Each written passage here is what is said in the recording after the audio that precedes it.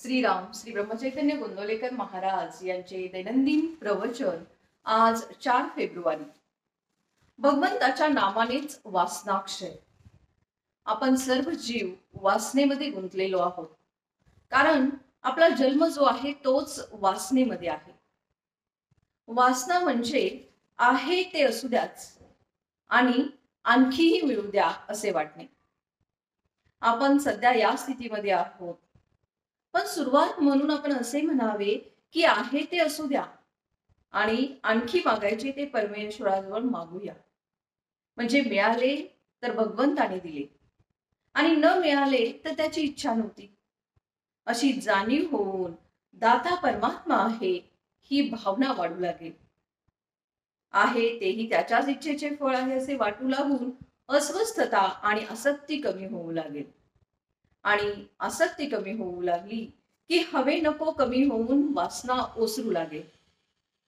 केवळ आपल्या कर्तबगारीने वासनेच्या पलीकडे जाणे अशक्य आहे, त्याला शरणागती शिवाय गत्यंतर नाही। याकरिता योग्य संगतीची ही फार गरज आहे। एखाद्या वैराग्याची संगती केली तर स्वाभाविकच कपड्यांचे प्रेम कमी होईल, पण एखाद्या शेठजीच्या संगतीमध्ये राहिलो तर छान चौकी करण्याची प्रवृत्ती वाढेल।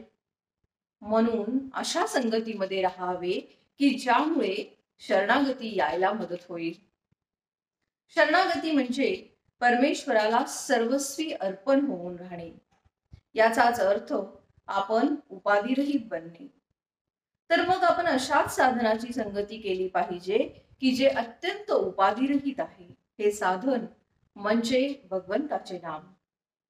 काळ, वेळ, परिस्थिती, उच्च नीच भावना, स्त्री पुरुष, विद्वत्ता, अडाणीपणा, श्रीमंती, गरिबी, प्रकृतीची सुस्थिती, दुःस्थिती वगैरे कोणतीही गोष्ट नामाच्या आड कधीच येऊ शकत नाही।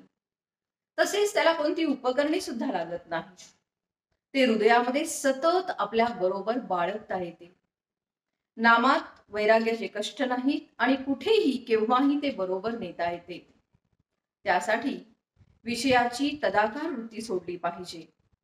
भगवंत माझ्या मागे आहे अशी श्रद्धा राखली की वृत्ती विषयाशी तदाकार होत नाही। मारुतीने दिलेली मुद्रिका पाहिल्यावर सीतेला रामाच्या स्वरूपाची आठवण झाली, त्याप्रमाणे नाम घेताना आपल्याला त्याची आठवण झाली पाहिजे।